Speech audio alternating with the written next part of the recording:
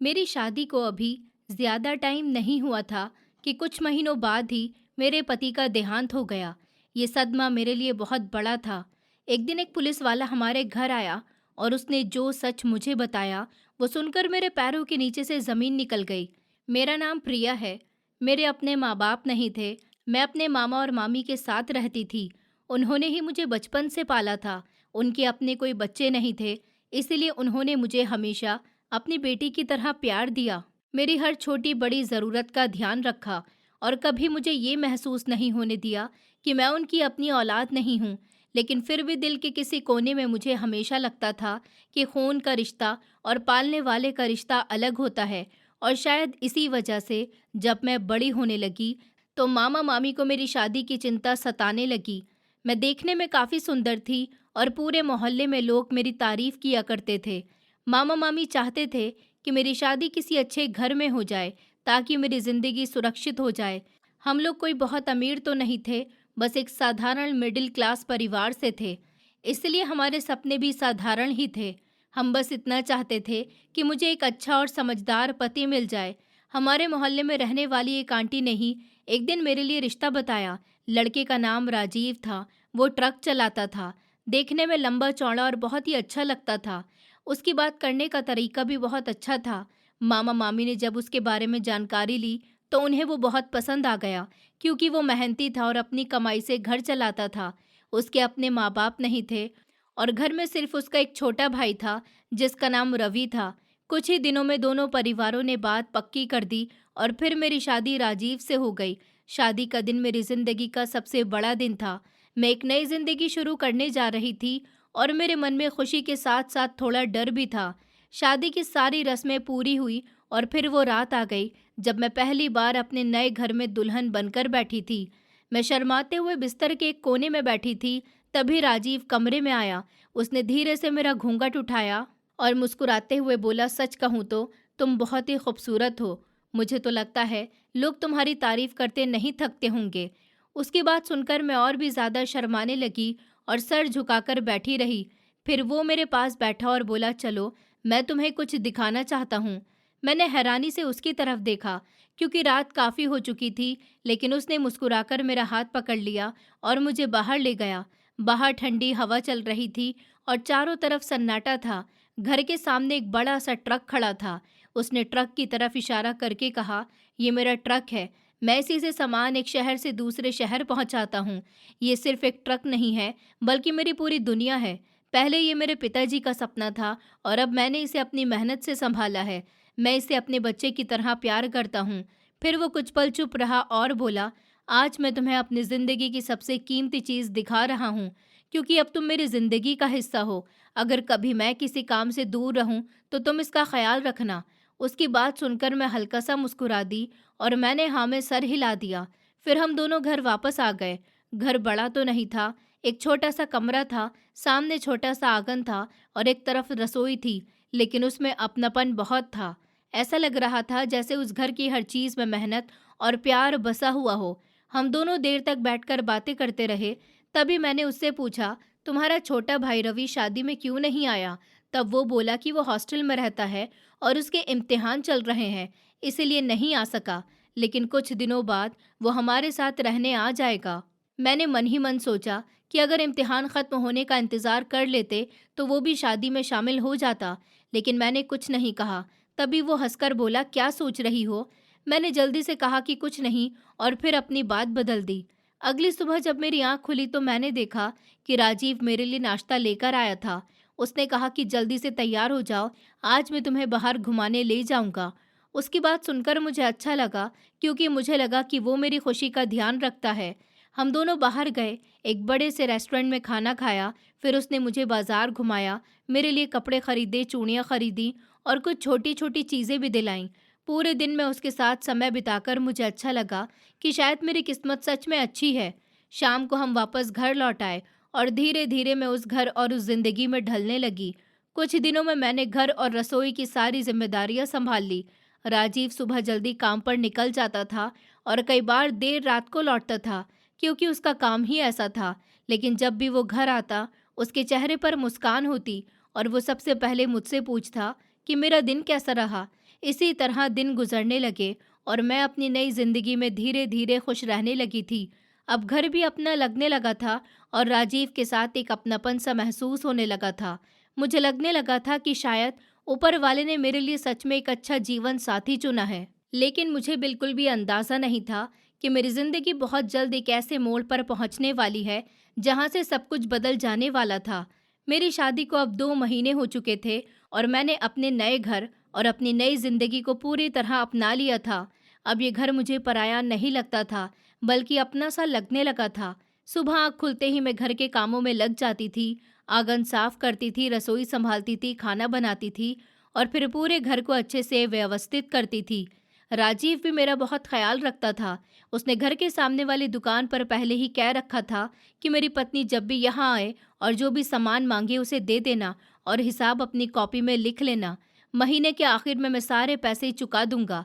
इसलिए मुझे कभी किसी चीज़ के लिए चिंता नहीं करनी पड़ती थी। जब भी घर में किसी चीज़ की ज़रूरत होती, मैं सामने वाली दुकान से ले आती थी। धीरे धीरे दुकान वाला भी मुझे पहचानने लगा था और बिना पूछे समझ जाता था कि मुझे क्या चाहिए। महीने भर में बहुत सोच समझकर खर्च करती थी। मैं हमेशा सिर्फ घर की ज़रूरत की चीज़ें ही खरीदती थी, क्योंकि बचपन से ही मैंने यही सीखा था कि जितना ज़रूरी हो उतना ही खर्च करना चाहिए। एक दिन महीना पूरा हुआ तो राजीव दुकान वाले का पूरा हिसाब चुकाकर घर आया। उसके हाथ में दुकान वाले की कॉपी थी। वो हंसते हुए मेरे पास बैठ गया और बोला, अरे, ये क्या तुमने तो पूरे महीने में सिर्फ घर का सामान ही लिया है, अपने लिए कभी कुछ भी नहीं लिया? ना कोई चॉकलेट, ना बिस्किट, ना मिठाई, ना कोई और चीज़। आखिर ऐसा क्यों? मैंने मुस्कुराकर कहा कि मुझे इन सब चीज़ों का ज़्यादा शौक नहीं है और वैसे भी मैं जितना ज़रूरी हो उतना ही खर्च करती हूँ। मेरी बात सुनकर वो कुछ देर तक मुझे देखता रहा, फिर बोला, प्रिया, तुम अब भी खुद को इस घर में मेहमान समझती हो क्या? ये घर तुम्हारा है और मेरी कमाई पर तुम्हारा उतना ही हक है जितना मेरा है। तुम्हें जो अच्छा लगे वो लिया करो। अगर तुम्हें कोई चीज़ पसंद है तो उसे खरीदने में मत सोचा करो। मैंने अपनी ज़िंदगी के बहुत साल अकेले बिताए हैं। अब मेरी ज़िंदगी में तुम आ गई हो तो मैं चाहता हूँ कि तुम्हें कभी किसी चीज़ की कमी न रहे। अगर तुम्हें कुछ चाहिए हो तो मुझे बता देना, मैं खुद लेकर आऊँगा। उसकी बातें सुनकर मेरे चेहरे पर मुस्कान आ गई थी, क्योंकि उसकी बातों में दिखावा नहीं था। वो सच में मेरा बहुत ख्याल रखता था और मुझे बहुत प्यार करता था। मैं मन ही मन ऊपर वाले का शुक्रिया अदा करती थी कि उन्होंने मुझे इतना अच्छा जीवन साथी दिया। धीरे धीरे दिन बीतते गए और हमारी जिंदगी बहुत सुकून से चलने लगी। सुबह वो काम पर निकल जाता था और मैं घर संभालती थी। शाम को उसके आने का इंतज़ार करती थी और जब वो लौटता था तो घर में जैसे रौनक ही आ जाती थी। वो आते ही सबसे पहले मुझसे पूछता था कि मेरा दिन कैसा रहा और फिर हम दोनों बैठकर बातें करते थे। मुझे उसकी ये आदत बहुत पसंद थी, क्योंकि चाहे वो कितना भी थका हुआ क्यों ना हो, वो मेरे लिए समय ज़रूर निकालता था। लेकिन एक दिन कुछ ऐसा हुआ जिसने मेरे मन में एक अजीब सी बेचैनी पैदा कर दी। उस दिन मैं बाज़ार गई थी। मुझे घर के लिए सब्जियां खरीदनी थी। बाज़ार में हमेशा की तरह काफ़ी भीड़ थी। लोग इधर-उधर घूम रहे थे, दुकानदार आवाज़ें लगा रहे थे और हर कोई अपने-अपने काम में व्यस्त था। मैं सब्जियां खरीद रही थी कि अचानक मेरी नज़र सड़क के किनारे बैठे एक भिखारी पर पड़ी। उसके कपड़े फटे हुए थे, बाल बिखरे हुए थे और उसका चेहरा धूल मिट्टी से भरा हुआ था। पहली नज़र में वो एक साधारण भिखारी ही लग रहा था, लेकिन न जाने क्यों उसे देखते ही मेरे कदम वहीं रुक गए। मुझे उसके चेहरे में कुछ जाना पहचाना सा लगा। मैंने दोबारा गौर से उसकी तरफ देखा और तभी मेरे दिल की धड़कनें तेज़ हो गईं, क्योंकि वो आदमी मुझे बहुत हद तक राजीव जैसा लग रहा था। मैं खुद अपनी सोच पर हैरान थी कि आखिर ऐसा कैसे हो सकता था। राजीव तो इस समय अपने काम पर होगा, फिर भी मेरी नज़रें उस आदमी से हट नहीं रही थी। मैं उसे लगातार देखती रही और जितना ज़्यादा देखती उतना ही मुझे लगता कि उसके चेहरे में राजीव की झलक है। मैं खुद को समझा रही थी कि शायद ये मेरा वहम है, लेकिन मेरा मन मानने को तैयार नहीं था। वो भिखारी धीरे धीरे उठकर चलने लगा। कुछ लोग उसे पैसे दे रहे थे, कुछ लोग बिना देखे आगे बढ़ रहे थे और मैं न जाने क्यों उसके पीछे चल पड़ी। मैं उससे कुछ दूरी बनाकर चल रही थी ताकि उसे पता न चले कि मैं उसका पीछा कर रही हूँ। वो एक गली की तरफ मुड़ा और मैं भी उसके पीछे गई, लेकिन जैसे ही मैं उस गली के मोड़ तक पहुंची, वो अचानक से कहीं गायब हो गया। मैंने इधर-उधर देखा, लेकिन वो कहीं नज़र नहीं आया। मुझे समझ ही नहीं आया कि वो कहाँ गया। कुछ देर तक मैं वहीं खड़ी रही, लेकिन जब वो नहीं मिला तो मैं वापस घर लौट आई। रास्ते भर मेरा मन बेचैन रहा। मैं बार बार उसी के बारे में सोच रही थी कि आखिर वो आदमी कौन था और मुझे राजीव जैसा क्यों लग रहा था। घर पहुंचकर भी मेरा ध्यान किसी काम में नहीं लग रहा था। मैं खाना बना रही थी, लेकिन दिमाग में वही बात घूम रही थी। कभी लगता कि ये सिर्फ मेरा वहम था और कभी लगता कि मैंने सच में कुछ अजीब देखा है। शाम धीरे धीरे रात में बदल गई और मैं राजीव का इंतजार करने लगी। उस रात वो रोज से काफी देर से घर आया। जैसे ही उसने दरवाज़ा खोला और अंदर आया, उसके चेहरे पर हमेशा की तरह वही मुस्कान थी जो मुझे देखते ही आ जाती थी। उसने आते ही पूछा, प्रिया, तुमने खाना खा लिया? मैंने हाँ में सर हिला दिया, लेकिन मेरा ध्यान उसकी बातों में नहीं था। मैं लगातार उसके चेहरे को देख रही थी, शायद ये जानने की कोशिश कर रही थी कि कहीं वो वही आदमी तो नहीं था जिसे मैंने बाजार में देखा था। तभी मैंने उससे पूछा, आज तुम कहाँ थे? वो हंसकर बोला, मुझे और कहाँ होना है, अपने काम पर था, जैसा कि रोज होता हूँ। वैसे ही आज भी था। मैंने उसकी आंखों में देखते हुए पूछा, कहीं और भी गए थे क्या? उसने बिना एक पल सोचे कहा कि नहीं, मैं और कहाँ जाऊंगा। फिर उसने मुस्कुराकर पूछा, आखिर तुम ऐसा क्यों पूछ रही हो? मैंने जल्दी से अपनी बात बदल दी और कहा, बस ऐसे ही पूछ रही थी। फिर मैं खाना लगाने उठी तो वो बोला, रहने दो, आज मैं बाजार से खाना खाकर आया हूँ। रास्ते में ज़रा देर हो गई थी, इसलिए वहीं पर खा लिया।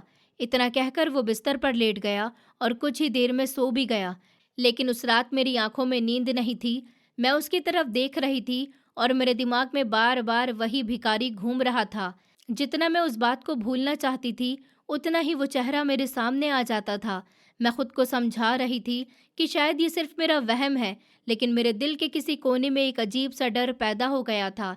ऐसा लग रहा था जैसे कोई बात मुझसे छिपाई जा रही हो और मुझे बिल्कुल भी अंदाज़ा नहीं था कि आने वाले दिनों में ये छोटी सी घटना मेरी ज़िंदगी का सबसे बड़ा रहस्य बनकर सामने आने वाली थी। राजीव के भी बहुत सारे सपने थे। वो चाहता था कि एक दिन हमारा अपना बड़ा सा घर हो, घर के बाहर हमारी अपनी गाड़ी खड़ी हो और हमें कभी पैसों की चिंता न करनी पड़े। वो अक्सर रात को बैठकर अपने सपनों के बारे में मुझसे बातें करता था और मैं भी उसकी बातें सुनकर खुश हो जाती थी, क्योंकि हर इंसान की तरह उसके भी कुछ सपने थे जिन्हें वो पूरा करना चाहता था। लेकिन उसकी एक बात मुझे हमेशा अजीब लगती थी, और वो थी उसके पैसों का हिसाब। मुझे कभी समझ ही नहीं आता था। कभी वो कहता था कि इस महीने काम कम मिला है और पैसे नहीं बचे, तो कभी अचानक उसके पास इतने पैसे आ जाते थे कि मुझे हैरानी होने लगती थी। मैं कई बार उससे पूछना चाहती थी, लेकिन फिर सोचती थी कि शायद मैं बेकार में ज़्यादा ही सोच रही हूँ। एक दिन महीने का आखिरी समय था, बिजली का बिल भर दिया गया था, घर में राशन आ चुका था और बाकी ज़रूरी खर्चे भी पूरे हो चुके थे। 2 दिन पहले ही राजीव मुझसे कह रहा था कि इस बार उसके पास ज़्यादा पैसे नहीं बचे और अगले महीने तक थोड़ा संभल कर खर्च करना होगा। मैंने उसकी बात पर भरोसा कर लिया, लेकिन उसी दिन जब मैं उसके कपड़े धोने के लिए निकाल रही थी, तभी उसकी पैंट की जेब में मुझे एक कागज़ मिला। पहले तो मैंने सोचा कि कोई रसीद होगी, लेकिन जब मैंने उसे खोल कर देखा तो मेरे पैरों तले ज़मीन खिसक गई। वो 60,000 रुपए का चेक था। मैं कुछ पल तक उसे हाथ में पकड़े खड़ी रह गई। मुझे समझ ही नहीं आया कि ये क्या है।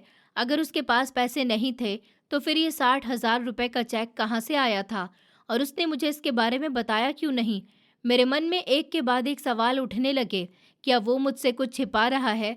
क्या उसकी ज़िंदगी में कुछ ऐसा चल रहा है जिसके बारे में मुझे नहीं पता? मैं बहुत देर तक उसी चेक को देखती रही। फिर मैंने फैसला किया कि अभी मैं उससे कुछ नहीं पूछूंगी।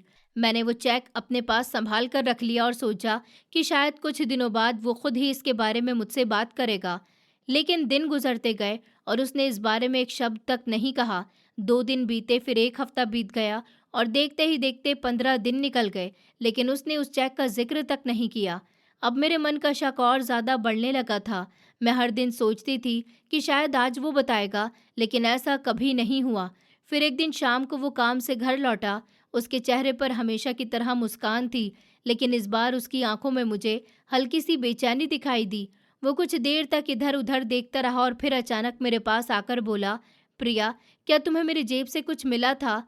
उसका ये सवाल सुनकर मेरा दिल एक पल के लिए जोर से धड़क उठा, लेकिन मैंने अपने चेहरे पर कुछ जाहिर नहीं होने दिया और सामान्य आवाज में कहा कि नहीं तो, मुझे तो कुछ भी नहीं मिला। वो कुछ पल तक मुझे देखता रहा, फिर बोला, तुमने ठीक से देखा था ना? मैंने कहा कि हाँ, मैंने अच्छे से देखा था। आखिर बात क्या है? आपका कुछ खो गया है क्या? वो तुरंत बोला, नहीं नहीं, कुछ नहीं, बस ऐसे ही। मैंने फिर पूछा, अगर कुछ खोया नहीं है तो आप क्या ढूंढ रहे थे? वो हल्का सा मुस्कुराया और बोला, अरे कुछ नहीं, बस यूं ही पूछ रहा था। फिर उसने अपनी बात बदल दी, जैसा कि हमेशा बदल देता था। मैं उसे देखती रह गई, क्योंकि जब भी मैं उससे कोई ऐसा सवाल पूछती थी जिसका जवाब वो नहीं देना चाहता था, तो वो बहुत प्यार से बात को घुमा देता था। उसकी यही बात मुझे सबसे ज़्यादा उलझाती थी। वो कभी गुस्सा नहीं करता था, कभी मुझसे ऊंची आवाज़ में बात नहीं करता था, बल्कि इतनी नरमी से जवाब देता था कि सामने वाला आगे सवाल ही ना कर सके। लेकिन इस बार मेरा मन मानने को तैयार ही नहीं था। मुझे साफ महसूस हो रहा था कि वो मुझसे कुछ छिपा रहा है, और वो कोई छोटी बात नहीं थी। उस रात भी वो सामान्य तरीके से खाना खाकर सो गया, लेकिन मेरी आंखों में नींद नहीं थी। मैं छत को देखती रही और बार बार वही 60,000 रुपए का चेक मेरे सामने घूमता रहा। अगर वो चेक उसके काम का था तो उसने मुझे क्यों नहीं बताया, और अगर वो उसके काम का नहीं था तो फिर वो उसके पास कहाँ से आया? इसी तरह धीरे धीरे मुझे महसूस होने लगा कि राजीव की जिंदगी उतनी सीधी नहीं है जितनी दिखाई देती है। दिन में वो एक साधारण ट्रक ड्राइवर लगता था, लेकिन उसके आसपास कुछ ऐसी बातें थी जो आपस में बिल्कुल मेल नहीं खाती थी। कभी अचानक पैसे आ जाते थे, कभी वो कहता था कि उसके पास कुछ नहीं है, कभी देर रात घर आता था, और कभी बिना वजह बातों को टाल देता था। और सबसे बड़ी बात, वो भिखारी जिसे मैंने बाजार में देखा था, उसका चेहरा आज भी मेरे दिमाग से नहीं निकला था। मुझे नहीं पता था कि इन सारी बातों का आपस में कोई संबंध है या नहीं, लेकिन मेरा दिल बार बार कह रहा था कि कहीं ना कहीं कोई बहुत बड़ा राज छिपा हुआ है। दुनिया में मेरा अपना कोई नहीं था। मेरे माँ बाप बचपन में ही मुझे छोड़कर चले गए थे। मामा मामी ने मुझे पाला था, लेकिन शादी के बाद मेरी पूरी दुनिया सिर्फ राजीव ही था। मैं उससे बहुत प्यार करती थी और उस पर आंख बंद करके भरोसा करना चाहती थी। मैं ये सोच भी नहीं सकती थी कि वो मुझे धोखा दे सकता है या मेरे भरोसे को तोड़ सकता है। लेकिन अब मेरे सामने ऐसे सवाल खड़े हो रहे थे जिनका जवाब मुझे चाहिए था। मैं हर बार खुद को समझा देती थी कि शायद मैं बेकार में ज़्यादा सोच रही हूँ, लेकिन फिर कोई नई बात सामने आ जाती थी और मेरा शक पहले से ज़्यादा गहरा हो जाता था। आखिरकार उस रात मैंने अपने मन में एक फ़ैसला कर लिया। मैं अब और अंधेरे में नहीं रहने वाली थी, चाहे जो हो जाए। मैं इस बात का पता लगाकर रहूँगी कि सच्चाई क्या है। ये 60,000 रुपये का चेक कहाँ से आया था? वो भिखारी कौन था? और राजीव मुझसे क्या छिपा रहा था? मैंने तय कर लिया था कि अब मैं हर बात पर ध्यान दूंगी, उसके आने जाने के समय पर नज़र रखूंगी, उसकी बातों को गौर से सुनूंगी, और ज़रूरत पड़ी तो उसका पीछा भी करूंगी, क्योंकि अब ये सिर्फ एक शक नहीं रह गया था, बल्कि मेरी ज़िंदगी का सबसे बड़ा सवाल बन चुका था। और जब तक मुझे इसका जवाब नहीं मिल जाता, तब तक मुझे चैन नहीं मिलने वाला था। एक दिन राजीव मुझे अपने साथ बाजार लेकर गया था। उस दिन मेरा मन भी बहुत अच्छा था, क्योंकि काफ़ी दिनों बाद हम दोनों साथ में बाहर निकले थे। रास्ते भर हम बातें करते रहे। कभी वो मजाक करता तो कभी मुझे छेड़ता, और मैं हंसने लगती थी। हम दोनों ने रास्ते में एक दुकान से जूस लिया और वहीं खड़े होकर जूस पीने लगे। तभी मेरी नज़र सड़क के किनारे दूसरी तरफ एक बहुत बड़ी सूट की दुकान पर पड़ी। दुकान के शीशे के अंदर एक बहुत सुंदर सूट रखा हुआ था। उसका रंग बहुत ही प्यारा था और उस पर इतना सुंदर काम हुआ था कि मेरी नज़र उसी पर टिक गई। मैं कुछ देर तक उसे देखती रही, फिर मैंने तुरंत राजीव का हाथ पकड़कर कहा, देखो ना, वो सूट कितना सुंदर है, मुझे बहुत पसंद आ रहा है। राजीव ने भी उस तरफ देखा और मुस्कुराकर बोला, हाँ, सच में बहुत अच्छा है। लेकिन उसके बाद मैंने खुद ही कहा कि रहने दो, ये तो बहुत महंगा होगा, हम लोग बस उसे देखकर खुश हो सकते हैं। मेरी बात सुनकर उसने कुछ नहीं कहा, बस मुस्कुरा दिया, और फिर हम दोनों आगे बढ़ गए। थोड़ी दूर जाकर हम एक चाट की दुकान पर रुक गए। राजीव बोला, आज चाट खाते हैं, बहुत दिनों से नहीं खाई। मैंने भी हाँ कर दी। हम दोनों चाट का ऑर्डर देने ही वाले थे। अचानक वो बोला, अरे, मैं तो उसे 200 रुपये देना ही भूल गया, रुको ज़रा, मैं अभी आया। और इतना कहकर वो जल्दी से वहाँ से चला गया। मुझे उसके जाने की दिशा देखकर ही समझ आ गया था कि वो कहाँ जा रहा है, लेकिन मैंने उससे कुछ नहीं कहा और ऐसे दिखाया जैसे मुझे कुछ पता ही नहीं हो। मैं वहीं खड़ी उसका इंतज़ार करती रही। लगभग 10-15 मिनट बाद वो वापस आया। उसके हाथ में एक बड़ा सा पैकेट था। उसने आते ही वो पैकेट मेरी तरफ बढ़ा दिया और बोला, ये तुम्हारे लिए है। मैंने हैरानी से उसकी तरफ देखा और फिर पैकेट खोला तो मेरी आंखें फैल गईं, क्योंकि उसके अंदर वही सूट था जिसे देखकर मैं कुछ देर पहले रुक गई थी। मैं उसे देखकर खुश भी थी और हैरान भी। मैंने तुरंत कहा, अरे ये तो वही सूट है जो मुझे पसंद आया था, लेकिन ये तो बहुत महंगा होगा, तुम इसे क्यों ले आए? राजीव हंसकर बोला, अरे नहीं, इतना भी महंगा नहीं था, बस 5,000 रुपए का था।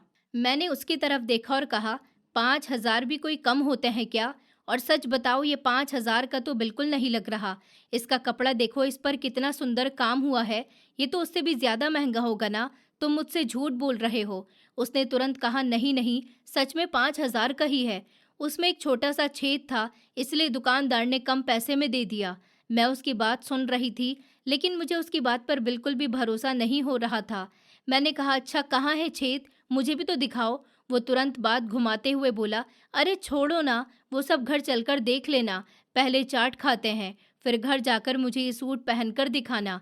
मैं समझ गई थी कि वो मुझे असली बात बताना ही नहीं चाहता, इसलिए मैंने भी ज्यादा बहस नहीं की और बात वहीं पर खत्म कर दी। लेकिन मेरे मन में एक और सवाल जुड़ गया था।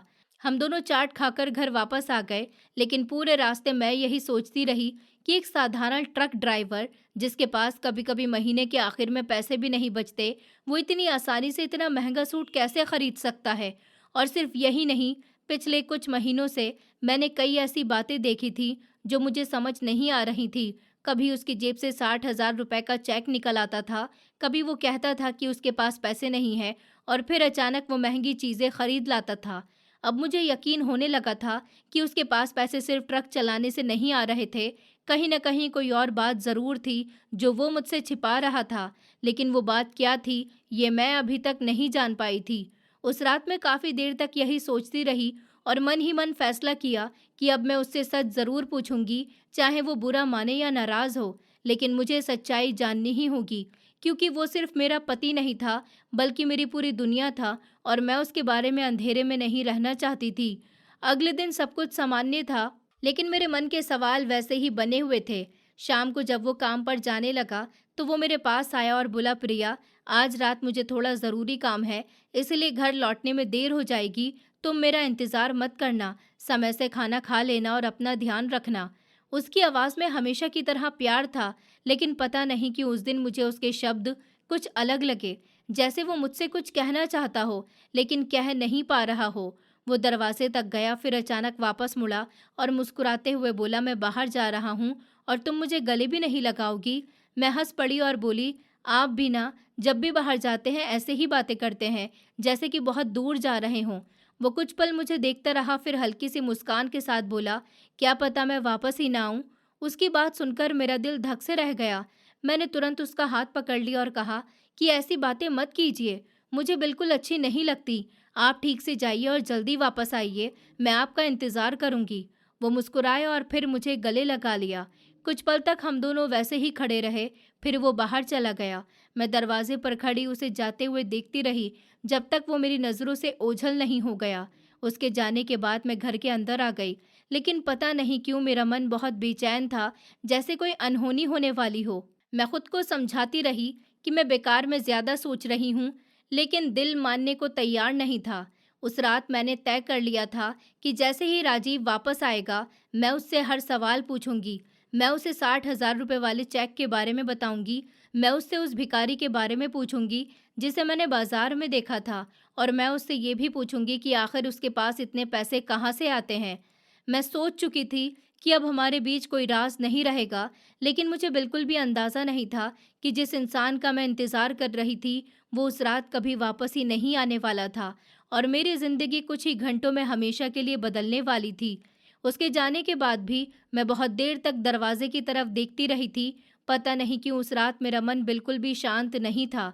ऐसा लग रहा था जैसे कि कुछ बुरा होने वाला हो, लेकिन फिर मैंने खुद को समझाया कि मैं बेकार में ज़्यादा ही सोच रही हूँ, और अपने कामों में लग गई। मैं घर का काम करती रही, खाना बनाया, बर्तन साफ किए, और फिर उसके आने का इंतज़ार करने लगी। रात धीरे धीरे बीत रही थी, लेकिन राजीव का कोई पता नहीं था। मैं बार बार घड़ी देख रही थी और हर गाड़ी की आवाज़ सुनकर दरवाजे की तरफ देखने लगती थी। तभी अचानक मेरे फ़ोन की घंटी बजी। स्क्रीन पर एक अनजान नंबर था। मैंने फ़ोन उठाया तो दूसरी तरफ से एक आदमी की गंभीर आवाज़ आई। उसने पूछा, क्या आप राजीव की पत्नी प्रिया बोल रही हैं? मैंने घबराकर कहा कि जी हाँ, मैं ही बोल रही हूँ। फिर उसने जो कहा उसे सुनकर मेरे पैरों तले जमीन खिसक गई। वो बोला कि मैं पुलिस स्टेशन से बोल रहा हूँ, आपके पति का बहुत ही भयानक एक्सीडेंट हो गया। उनकी गाड़ी में आग लग गई थी और हालत इतनी खराब थी कि उन्हें बचाया नहीं जा सका। उसकी बात सुनते ही मेरे हाथ से फोन गिर गया। मुझे लगा जैसे मेरी पूरी दुनिया एक पल में खत्म हो गई हो। मेरे कानों में आवाजें गूंज रही थी, लेकिन मुझे कुछ समझ नहीं आ रहा था। मैं जोर जोर से रोने लगी। मेरी सांसें तेज हो गई थी और ऐसा लग रहा था जैसे मेरे शरीर से सारी ताकत निकल गई हो। किसी तरह मैंने खुद को संभाला और लोगों की मदद से उस जगह पहुंची जहां हादसा हुआ था। वहां पहुंचकर जो मैंने देखा, उसे देखकर मेरा दिल फट गया। पूरी गाड़ी जल चुकी थी, चारों तरफ पुलिस वाले खड़े थे और लोगों की भीड़ लगी हुई थी। मैं वहीं जमीन पर बैठकर रोने लगी। मुझे यकीन ही नहीं हो रहा था कि कुछ घंटे पहले जो इंसान मेरे सामने खड़ा था, जो मुझसे हंसकर बातें कर रहा था, वो अब इस दुनिया में नहीं था। थोड़ी ही देर बाद ये खबर राजीव के छोटे भाई रवि को भी मिल गई थी और वो भी वहां पहुंच गया था। उसके चेहरे पर दुख था, लेकिन न जाने क्यों मुझे उसका दुख कुछ अजीब सा लग रहा था, जैसे वो रो तो रहा हो लेकिन उसके आंसू दिल से नहीं निकल रहे हों। उस समय मैं इतनी टूट चुकी थी कि किसी बात पर ध्यान देने की हालत में नहीं थी। अगले दिन राजीव का अंतिम संस्कार कर दिया गया। मैं पूरे समय बस रोती रही। मुझे ऐसा लग रहा था जैसे मेरे जीने की वजह ही खत्म हो गई हो। मेरे माँ बाप पहले ही इस दुनिया में नहीं थे। मामा मामी से भी मेरा रिश्ता पहले जैसा नहीं रहा था और अब राजीव भी मुझे छोड़कर चला गया था। मैं बिल्कुल अकेली पड़ गई थी। अंतिम संस्कार के बाद रवि मेरे साथ उसी घर में रहने लगा, क्योंकि अब मेरा और उसका एक दूसरे के अलावा कोई नहीं था। लेकिन पता नहीं क्यों मुझे वो हमेशा अजीब लगता था। राजीव ने मुझे बताया था कि रवि पढ़ाई करता है और हॉस्टल में रहता है, लेकिन उसकी कई बातें मुझे समझ नहीं आती थी। वो अक्सर देर रात तक किसी से फ़ोन पर बात करता रहता था और जैसे ही मैं उसके पास पहुंचती, वो फ़ोन काट देता था। पहले मैंने इन बातों पर ध्यान नहीं दिया, लेकिन धीरे धीरे मुझे लगने लगा कि वो मुझसे कुछ छिपा रहा है। एक दिन मैं रसोई में काम कर रही थी, तभी मैंने देखा कि रवि आंगन में खड़ा होकर किसी से फ़ोन पर बात कर रहा है। उसकी आवाज़ धीमी थी, लेकिन कुछ शब्द मेरे कानों तक पहुंच गए। वो कह रहा था कि तुम फिक्र मत करो, बस थोड़ा इंतज़ार करो। पहले एक आदमी को रास्ते से हटाना है, फिर मैं तुम्हें यहाँ ले आऊँगा। उसकी बात सुनकर मैं एकदम रुक गई। मेरे हाथ से गिलास लगभग छूट ही गया था। मैं समझ नहीं पाई कि वो किसके बारे में बात कर रहा है, किसे रास्ते से हटाने की बात कर रहा है और किसे यहाँ लाने की बात कर रहा है। मैं चुपचाप वहीं खड़ी सुनने की कोशिश करती रही, लेकिन तभी उसने मुझे देख लिया और तुरंत फ़ोन काट दिया और फिर ऐसे दिखाने लगा जैसे कुछ हुआ ही न हो। मैं वापस अपने कमरे में आ गई, लेकिन मेरे दिमाग में उसकी बातें घूमने लगीं। उस रात मैं सो नहीं पाई और बार बार उसी के बारे में सोचती रही। फिर कुछ दिनों बाद मुझे एक और ऐसी बात पता चली जिसने मुझे पूरी तरह हैरान कर दिया। एक दिन रवि जल्दी जल्दी घर से निकला और अपना फ़ोन कमरे में ही भूल गया था। तभी उसके फ़ोन पर लगातार कॉल आने लगी। मैं पहले तो फ़ोन को अनदेखा करती रही, लेकिन जब बार बार कॉल आने लगी तो मैंने स्क्रीन की तरफ देखा। वहाँ एक लड़की का नाम लिखा हुआ था। कुछ देर बाद एक मैसेज भी आया जिसमें लिखा था कि तुम कब तक मुझे वहाँ बुलाओगे, मैं अब और इंतज़ार नहीं कर सकती। ये पढ़कर मैं हैरान रह गई, क्योंकि राजीव हमेशा कहता था कि रवि अभी पढ़ाई कर रहा है और उसका ध्यान सिर्फ अपने भविष्य पर है, लेकिन अब मुझे लग रहा था कि बात कुछ और ही है। धीरे धीरे मुझे पता चला कि रवि की शादी हो चुकी थी और उसने ये बात मुझसे भी छिपाई थी और अपने भाई राजीव से भी। उसने कभी खुलकर इसका जिक्र नहीं किया था। मैं ये सोचकर हैरान थी कि आखिर ऐसी कौन सी वजह थी कि उसने अपनी शादी की बात सबसे छिपाकर रखी, और अगर उसकी पत्नी थी तो वो यहाँ क्यों नहीं रहती थी। मेरे मन में एक के बाद एक सवाल उठने लगे थे और अब मुझे लगने लगा था कि राजीव की मौत और रवि का राज शायद किसी न किसी तरह आपस में जुड़े हुए हैं। लेकिन उस समय मेरे पास कोई पक्का सबूत नहीं था, सिर्फ शक था। और मैं जानती थी कि जब तक सच्चाई मेरे सामने नहीं आ जाती, तब तक मुझे बहुत संभल कर रहना होगा, क्योंकि अब मुझे महसूस होने लगा था कि इस घर में सिर्फ राजीव की मौत का दुख ही नहीं, बल्कि कोई बहुत बड़ा रहस्य भी छुपा हुआ है, जो धीरे धीरे मेरे सामने आने वाला था। मैंने कभी सोचा भी नहीं था कि मेरी जिंदगी इतनी जल्दी बदल जाएगी। राजीव की मौत के बाद मेरे दिल में सवालों का एक तूफान खड़ा हो गया था, लेकिन उन सवालों का जवाब देने वाला कोई नहीं था। मैं और रवि एक ही घर में रहते थे, लेकिन हमारे बीच लगभग कोई बात नहीं होती थी। वो अपने काम में लगा रहता था और मैं अपनी दुनिया में खोई रहती थी। घर में हर समय एक अजीब सी खामोशी छाई रहती थी, कभी जो घर हंसी और बातों से भरा रहता था, अब वो मुझे किसी सुनसान जगह जैसा लगने लगा था। मैं जिस कोने को देखती थी, वहां मुझे सिर्फ राजीव की याद आती थी। कभी उसकी मुस्कान याद आती थी, कभी उसकी बातें याद आती थी और कभी उसके सपने याद आते थे। वो हमेशा कहता था कि एक दिन हम अपना बड़ा सा घर बनाएंगे, अपनी गाड़ी होगी और हम बहुत खुश रहेंगे। लेकिन अब वो खुद ही मुझे बीच रास्ते में छोड़कर चला गया था। मैं कई कई घंटे बैठकर उसके बारे में सोचती रहती थी, अपने सपनों के बारे में सोचती थी, उसके उन अधूरे वादों के बारे में सोचती थी और उस ट्रक के बारे में भी सोचती थी जिसे वो अपनी जान से ज़्यादा प्यार करता था। मुझे समझ नहीं आ रहा था कि आखिर मेरी ज़िंदगी अब किस दिशा में जा रही है और मुझे आगे क्या करना चाहिए। समय बीत रहा था, लेकिन मेरे घाव भरने का नाम नहीं ले रहे थे। फिर एक दिन ऐसा हुआ जिसकी मैंने कभी कल्पना भी नहीं की थी। उस दिन मैं अपने कमरे में बैठी हुई थी, तभी रवि मेरे सामने आकर खड़ा हो गया। उसके चेहरे पर गुस्सा साफ दिखाई दे रहा था। उसने मेरी तरफ देखा और बहुत रूखे अंदाज में बोला, आप इस घर से निकल जाइए। मैं उसकी बात सुनकर हैरान रह गई। मैंने कहा, क्या मतलब? उसने कहा, अब मेरा भाई इस दुनिया में नहीं है और आपका रिश्ता भी सिर्फ उसी की वजह से था। अब जब वो नहीं रहा तो इस घर पर आपका कोई हक नहीं है, इसलिए बेहतर होगा कि आप यहाँ से चली जाइए। उसकी बातें सुनकर मेरी आंखों में आंसू आ गए, लेकिन मैंने खुद को संभाला और उससे कहा, अगर तुम्हें अपनी पत्नी को इस घर में लाना है तो ले आओ, मुझे उससे कोई परेशानी नहीं है। लेकिन मैं कहाँ जाऊंगी? इस दुनिया में मेरा अपना कोई नहीं है और ये घर सिर्फ तुम्हारे भाई का नहीं था, मेरा भी घर था। मैं यहाँ किसी कोने में रह लूंगी, मुझे तुम लोगों की जिंदगी में दखल देने की कोई ज़रूरत नहीं है। लेकिन रवि पर मेरी बातों का कोई असर नहीं हुआ। वो और ज़्यादा गुस्से में बोला, नहीं, मैं आपको यहाँ नहीं रहने दूंगा। आपकी वजह से हमारी प्राइवेसी ख़राब होगी और सच कहूँ तो मैं आपको इस घर में एक दिन भी और बर्दाश्त नहीं कर सकता। उसकी बातें मेरे दिल को चीर रही थी। मैं लगातार उससे विनती करती रही, लेकिन वो तो कुछ सुनने को तैयार ही नहीं था। फिर अचानक उसने मेरा हाथ पकड़ा और मुझे दरवाजे की तरफ घसीटने लगा। मैं डर गई थी और उससे कह रही थी कि ऐसा मत करो, लेकिन उसके अंदर जैसे ज़रा भी इंसानियत नहीं बची थी। उसने दरवाज़ा खोला और मुझे घर से बाहर धक्का दे दिया। आधी रात का समय था, चारों तरफ अंधेरा फैला हुआ था और सड़क लगभग सुनसान थी। मैं अपना संतुलन खो बैठी और ज़मीन पर गिरने ही वाली थी कि तभी किसी ने पीछे से आकर मुझे पकड़ लिया। मैं डरकर पलटी तो देखा कि एक पुलिस अधिकारी मेरे पीछे खड़ा था। अगर वो मुझे ना पकड़ता तो शायद मैं बुरी तरह ज़मीन पर गिर जाती। पुलिस अधिकारी ने मुझे संभाला और फिर रवि की तरफ देखा। उसकी आंखों में सख्ती साफ दिखाई दे रही थी। उसने गुस्से में रवि से पूछा, ये सब क्या हो रहा है और तुम एक औरत को आधी रात में इस तरह घर से बाहर क्यों निकाल रहे हो?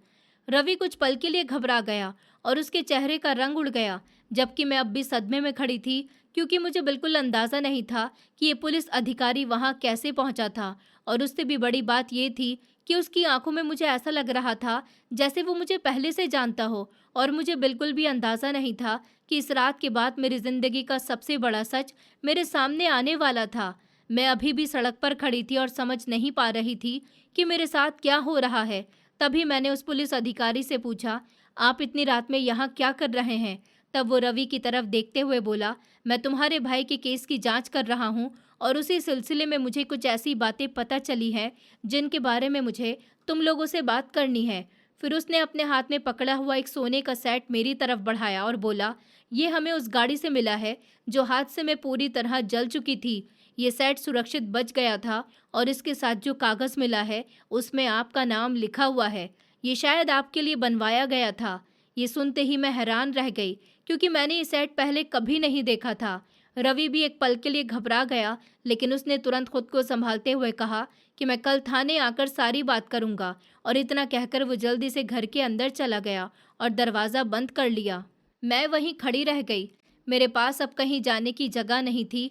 तभी वो पुलिस अधिकारी मेरी तरफ मुड़ा और नरम आवाज़ में बोला, मेरा नाम राज है और अगर आप चाहें तो मेरे साथ मेरे घर चल सकती हैं। वहाँ मेरी माँ और मेरी बहन रहती है। आपको घबराने की कोई ज़रूरत नहीं है। मैं कुछ पल तक उसे देखती रही। फिर मैंने सोचा कि इतनी रात में मैं और कहाँ जाऊंगी, इसलिए मैंने उसके साथ जाना ही ठीक समझा। वो मुझे अपने घर ले गया। वहाँ पहुँचकर उसकी माँ और उसकी बहन ने मेरा बहुत अच्छे से स्वागत किया। उन्होंने मुझसे कोई सवाल नहीं किया, बल्कि पहले मुझे पानी दिया, फिर खाना खिलाया और कहा कि अब किसी बात की चिंता मत करो, तुम सुरक्षित हो। उनकी बातें सुनकर मेरी आंखों में आंसू आ गए, क्योंकि राजीव की मौत के बाद पहली बार किसी ने मेरे साथ इतना अपनापन दिखाया था। खाना खाने के बाद उन्होंने मुझे एक कमरे में आराम करने के लिए भेज दिया। मैं बिस्तर पर लेटी तो ज़रूर थी, लेकिन मेरी आंखों में नींद नहीं थी। मेरे दिमाग में हजारों सवाल घूम रहे थे। फिर न जाने कब मेरी आंख लग गई। सुबह जब मेरी नींद खुली तो किसी की मीठी आवाज़ मेरे कानों में पड़ी। मैं उठकर बैठी तो देखा कि राज की बहन मेरे सामने खड़ी मुस्कुरा रही थी। वो बोली, दीदी उठ जाइए, मैं आपके लिए नाश्ता लेकर आई हूँ। उसकी आवाज़ में इतना अपनापन था कि मुझे लगा जैसे मैं उसे बहुत समय से जानती हूँ। मैंने हाथ मुंह धोया और उसके साथ बैठकर नाश्ता किया। वो लगातार मुझसे बातें करती रही ताकि मेरा मन थोड़ा हल्का हो जाए। थोड़ी देर के बाद राज भी वहाँ आ गया। उसके चेहरे पर गंभीरता थी। उसने कुर्सी खींची और मेरे सामने बैठ गया। फिर बोला, मुझे आपसे एक ज़रूरी बात करनी है। उसकी आवाज़ सुनकर मेरा दिल घबराने लगा। मैंने धीरे से पूछा, कैसी बात? तब उसने गहरी सांस ली और बोला, जो बात मैं आपको बताने जा रहा हूँ उसे सुनना आपके लिए आसान नहीं होगा, लेकिन आपको सच्चाई जाननी चाहिए। मैं चुपचाप उसकी तरफ देखने लगी। तब वो बोला, आपका पति सिर्फ ट्रक चलाने का काम नहीं करता था, वो कुछ गैर कानूनी लोगों के संपर्क में था और कई बार ऐसे सामान को एक जगह से दूसरी जगह पहुंचाता था जिसे कानूनन ले जाना गलत था। ये सुनते ही मुझे ऐसा लगा जैसे किसी ने मेरे पैरों तले जमीन खींच ली हो। मैंने तुरंत कहा, नहीं नहीं, ऐसा नहीं हो सकता। राजीव ऐसा कभी नहीं कर सकता। वो तो बहुत अच्छा इंसान था। राज ने धीरे से कहा, मैं ये नहीं कह रहा कि वो बुरा इंसान था, लेकिन कई बार लोग मजबूरी में गलत रास्ते चुन लेते हैं। उसके पास जो अचानक पैसे आते थे उनका कारण यही था। वो सिर्फ ट्रक चलाने से इतनी कमाई नहीं कर सकता था। मैं स्तब्ध बैठी रह गई, क्योंकि अचानक मेरे सामने कई पुरानी बातें साफ होने लगी। 60,000 रुपए का चेक, महंगे कपड़े, अचानक आने वाले पैसे और उसके कई रहस्य जिनके बारे में वो कभी खुलकर बात नहीं करता था। फिर राज ने वो सोने का सेट मेरी तरफ बढ़ाया और बोला, ये सेट उसने आपके लिए बनवाया था, अपनी कमाई से बनवाया था। वो शायद आपको किसी खास दिन देना चाहता था। मेरी आंखों से आंसू बहने लगे, क्योंकि मुझे याद आया कि वो हमेशा कहता था कि एक दिन वो मुझे बहुत खुश रखेगा, और शायद ये उसी की कोशिश थी। फिर मैंने धीरे से पूछा, लेकिन उसकी वसीयत के बारे में क्या? वो तो कहता था कि उसने सब कुछ मेरे नाम कर दिया। राज ने सर हिलाते हुए कहा, नहीं, ऐसी कोई वसीयत हमें नहीं मिली और अभी तक की जांच में ऐसा कोई दस्तावेज सामने नहीं आया। हो सकता है उसने कभी वसीयत बनाई ही ना हो, या फिर किसी से उसे छिपा दिया हो, लेकिन फिलहाल हमारे पास उसका कोई सबूत नहीं है। मैं पूरी तरह टूट चुकी थी। मुझे लग रहा था जैसे जिस जिंदगी को मैं अब तक सच समझती रही वो आधी झूठ और आधे राज से भरी हुई थी। लेकिन मेरे दिल के अंदर एक बात अब भी बार बार उठ रही थी, अगर राजीव सच में ऐसे लोगों के साथ जुड़ा हुआ था तो फिर उसका एक्सीडेंट सिर्फ एक हादसा था, या फिर उसके पीछे कोई और सच्चाई छिपी हुई थी। और मुझे बिल्कुल भी अंदाज़ा नहीं था कि इस सवाल का जवाब मेरी ज़िंदगी को एक बार फिर पूरी तरह बदल देने वाला था। राज ने मुझे भरोसा दिलाया था कि जो लोग राजीव के साथ थे और जिन्होंने उसे गलत रास्ते पर धकेला था, वो बहुत जल्द पकड़े जाएंगे, और वो खुद इस मामले की पूरी जांच कर रहा है। उसने मुझसे कहा था कि आप बिल्कुल परेशान मत होइए, सच ज़रूर सामने आएगा। उसकी बात सुनकर मेरे दिल को थोड़ी तसल्ली मिली थी, क्योंकि पहली बार मुझे लग रहा था कि कोई है जो सच में राजीव के लिए न्याय दिलाना चाहता है। समय धीरे धीरे बीतने लगा और इसी बीच राज की माँ और उसकी बहन से भी मेरी अच्छी दोस्ती हो गई थी। वो दोनों मेरा इतना ख्याल रखती थी कि कई बार मुझे लगता था जैसे मैं अपने ही परिवार के बीच हूँ। राजीव के जाने के बाद जो खालीपन मेरी जिंदगी में आ गया था, उसे उन्होंने अपने प्यार और अपनापन से थोड़ा कम कर दिया था। राज के घर के बिल्कुल बगल में एक छोटा सा घर था जो उसी का था। वो कई सालों से खाली पड़ा हुआ था। एक दिन मैंने राज से कहा कि मैं वो घर खरीदना चाहती हूँ। उसने मुस्कुराकर कहा कि अगर तुम लेना चाहती हो तो मुझे कोई परेशानी नहीं है, वैसे भी हम उसे बेचने के बारे में ही सोच रहे थे। मैंने उससे कहा कि ठीक है, फिर मैं वो घर खरीद लेती हूँ, और कुछ ही दिनों में वो घर मेरे नाम हो गया।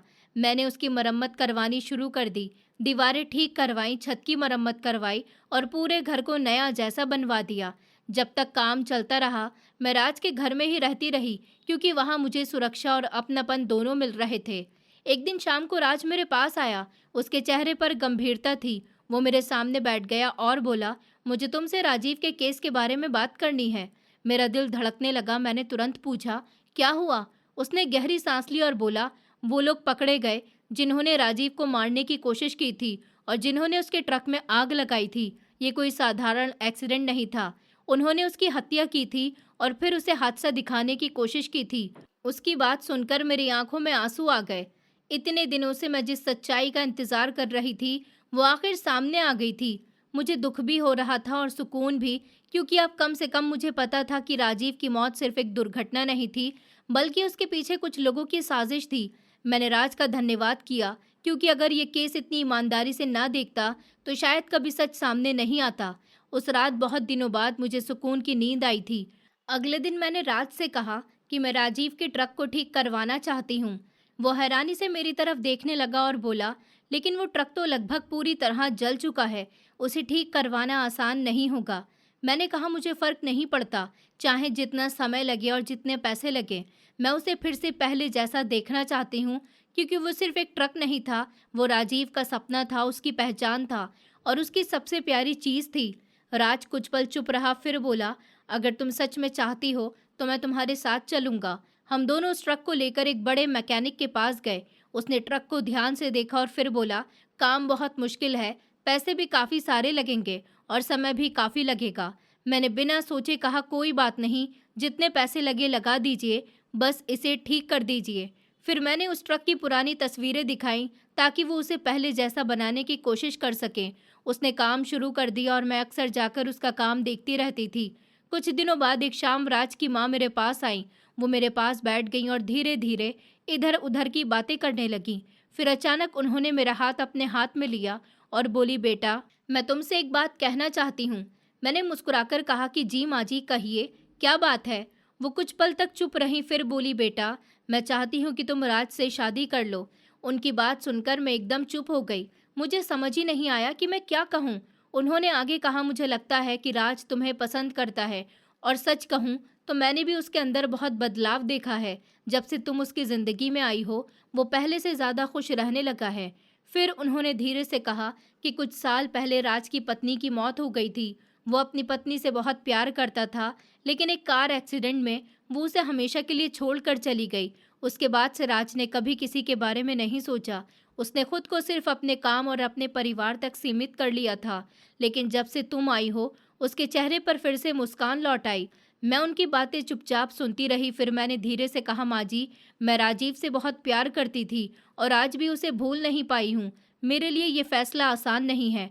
उन्होंने मेरे सर पर हाथ फेरा और बोली, बेटा, मैं तुम पर कोई दबाव नहीं डाल रही हूँ, मैं सिर्फ अपनी बात कह रही हूँ। फैसला पूरी तरह तुम्हारा होगा, तुम जितना समय चाहो ले सकती हो। मैंने उनसे कहा कि मैं इसके बारे में सोचकर बताऊंगी। उन्होंने मुस्कुराकर हाँ में सर हिला दिया और वहां से चली गई। लेकिन उस रात मैं बिल्कुल नहीं सो पाई। मैं बिस्तर पर लेटी हुई छत को देखती रही और बार बार उन्हीं बातों के बारे में सोचती रही। एक तरफ राजीव की यादें थीं जिन्हें मैं कभी भूल नहीं सकती थी, और दूसरी तरफ राज था जिसने मेरे सबसे मुश्किल समय में मेरा साथ दिया था, जिसने मुझे सहारा दिया था, मुझे सुरक्षा दी थी और मेरे लिए न्याय भी दिलाया था। मैं बार बार खुद से यही सवाल पूछ रही थी कि क्या किसी इंसान को दूसरा मौका देना गलत होगा, या फिर ये राजीव की यादों के साथ बेवफाई होगी। और पूरी रात इन्हीं सवालों के बीच बीत गई, जबकि मुझे बिल्कुल अंदाज़ा नहीं था कि आने वाले दिनों में मेरा दिल मुझे किस दिशा में ले जाने वाला था। सुबह होते ही मेरे मन में फिर वही बातें घूमने लगीं जिनके बारे में मैं पूरी रात सोचती रही थी। मैं अभी अपने विचारों में खोई हुई थी कि तभी राज की माँ दोबारा मेरे घर पर आ गई। उन्होंने प्यार से मेरे सर पर हाथ फेरा और मुस्कुराते हुए बोली, बेटा, मैंने जो बात कल कही थी उसके बारे में कुछ सोचा क्या? मैंने कुछ पल उनकी तरफ देखा, फिर धीरे से हाँ में सर हिला दिया। मेरी बात सुनते ही उनके चेहरे पर खुशी आ गई। उन्होंने तुरंत मुझे गले लगा लिया और उनकी आंखों में भी खुशी के आंसू थे। शायद वो बहुत समय से यही सुनना चाहती थी। इसके बाद सब कुछ बहुत जल्दी जल्दी हुआ। किसी तरह का शोर शराबा नहीं हुआ, ना कोई बड़ी रस्में हुई और ना ही कोई दिखावा किया गया। कुछ ही दिनों बाद बहुत सादगी से मेरी और राज की शादी हो गई। शादी के दिन मेरे दिल में कई तरह की भावनाएं थीं।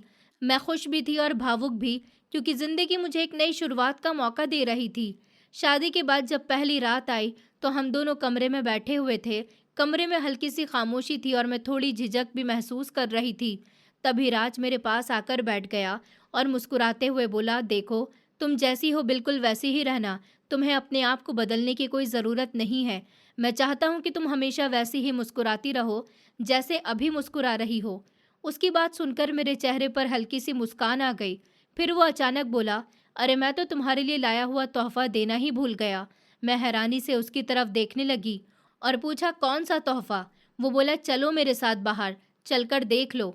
फिर वो मेरा हाथ पकड़कर मुझे घर से बाहर ले गया। रात का समय था और बाहर हल्की हवा चल रही थी। जैसे ही मैं बाहर पहुंची, मेरी नज़र सामने खड़ी एक चीज़ पर पड़ी और मैं कुछ पल के लिए वहीं रुक गई। मेरे सामने वही ट्रक खड़ा था जिसे मैं कभी राजीव की सबसे प्यारी चीज़ कहा करती थी। वही ट्रक जो हादसे में जल गया था, वही ट्रक जिसे मैंने फिर से पहले जैसा बनाने की जिद की थी। अब वो बिल्कुल नया लग रहा था, जैसे कभी उसके साथ कुछ हुआ ही ना हो। उसे देखते ही मेरी आंखों से आंसू बहने लगे। मैं उसे बस देखती रह गई। मेरे लिए वो ट्रक सिर्फ एक ट्रक नहीं था, वो मेरी यादों का हिस्सा था। उसमें राजीव के सपने बसे हुए थे, उसकी मेहनत बसी हुई थी और उसका प्यार बसा हुआ था। मैं रो रही थी और राज चुपचाप मुझे देख रहा था। कुछ देर के बाद मैंने उसकी तरफ देखा तो वो हल्का सा मुस्कुराया और बोला, शायद तुम्हें लग रहा होगा कि मैं सोच रहा हूँ कि तुम अपने पहले पति को याद करके रो रही हो। मैंने उसकी बात सुनी, लेकिन वो तुरंत बोला, सच कहूँ तो मैं ऐसा कुछ नहीं सोच रहा। अगर मुझे इससे परेशानी होती तो मैं इस ट्रक को कभी भी ठीक नहीं करवाता। मैं जानता हूँ कि ये तुम्हारे लिए कितना खास है और मैं तुम्हारी यादों से लड़ना नहीं चाहता। उसकी बातें सुनकर मेरे दिल में उसके लिए सम्मान और बढ़ गया। मैं तुरंत उसके पास गई और उसे गले लगा लिया। मेरी आंखों से आंसू लगातार बह रहे थे। मैंने धीमी आवाज में कहा कि धन्यवाद। उसने हंसते हुए कहा, अरे इस तरह बाहर खड़े होकर कोई धन्यवाद नहीं करता। अंदर चलो, वरना कोई देख लेगा। उसकी बात सुनकर मैं हंस पड़ी और बहुत दिनों बाद दिल से हंसी थी। फिर वो मेरा हाथ पकड़कर मुझे घर के अंदर ले गया। शादी के बाद का जीवन बहुत शांत और सुकून भरा था। राज कभी मुझसे किसी बात की शिकायत नहीं करता। उसने कभी मुझ पर कोई दबाव नहीं डाला और ना ही मुझसे कोई ऐसी उम्मीद रखी जो मैं पूरी ना कर सकूं। वो हमेशा मेरी भावनाओं की इज्जत करता था और मेरी हर छोटी बड़ी ज़रूरत का ख्याल रखता था। कई बार तो मुझे बिना बताए ही वो मेरी पसंद की चीज़ें लेकर आ जाता था और जब मैं पूछती थी कि तुम्हें कैसे पता चला, तो वो बस मुस्कुराकर कह देता था कि जो लोग दिल से किसी की परवाह करते हैं, उन्हें सब कुछ पता चल जाता है। राज की माँ भी मुझे अपनी बेटी की तरह मानती थी और उसकी बहन भी मुझे हमेशा अपने साथ रखती थी। उस घर में मुझे कभी ये महसूस ही नहीं हुआ कि मैं किसी और परिवार का हिस्सा हूँ, बल्कि ऐसा लगता था जैसे मैं हमेशा से वहीं थी और धीरे धीरे जिंदगी फिर से मुस्कुराने लगी थी। मेरे जीवन में दुख कम हो गए थे और खुशियाँ बढ़ने लगी थी, लेकिन एक बात कभी नहीं बदली और वो थी राजीव की याद। मैं आज भी उसे नहीं भूल पाई थी। उसकी याद आज भी मेरे दिल में जिंदा थी। जब भी मैं उस ट्रक को देखती थी, मुझे उसकी बातें याद आ जाती थी, उसके सपने याद आ जाते थे और वो रात याद आ जाती थी जब उसने मुझसे कहा था कि अपना ख्याल रखना, मैं जल्दी वापस लौट आऊँगा। ज़िंदगी ने मुझे आगे बढ़ना सिखा दिया, लेकिन कुछ लोग ऐसे होते हैं जो चाहे इस दुनिया में रहें या न रहें, हमारे दिल में हमेशा ज़िंदा रहते हैं। राजीव मेरे लिए उन्हीं लोगों में से एक था और शायद हमेशा रहेगा। लेकिन आज मैं ये भी जानती थी कि जब ऊपर वाला किसी का सहारा छीनता है, तो किसी और को उसका सहारा बनाकर भेज भी देता है। और मेरी ज़िंदगी में वो सहारा राज था, जिसने बिना कोई सवाल किए, बिना कोई शिकायत किए मुझे अपनाया, मेरी टूटी हुई ज़िंदगी को फिर से जोड़ दिया और मुझे दोबारा मुस्कुराना सिखा दिया। और आज मैं अपने परिवार के साथ खुश थी, संतुष्ट थी और हर दिन ऊपर वाले का शुक्रिया अदा करती थी कि उन्होंने मुझे दर्द भी दिया और उस दर्द से बाहर निकलने की ताकत भी दी। दोस्तों, उम्मीद करती हूँ आपको हमारी कहानी पसंद आई होगी। कहानी पसंद आई है तो वीडियो को लाइक करें, चैनल पर नए हैं तो चैनल को सब्सक्राइब करें और हाँ, नोटिफिकेशन बेल को ज़रूर दबाएं ताकि अगली अपडेट सबसे पहले आपको मिले।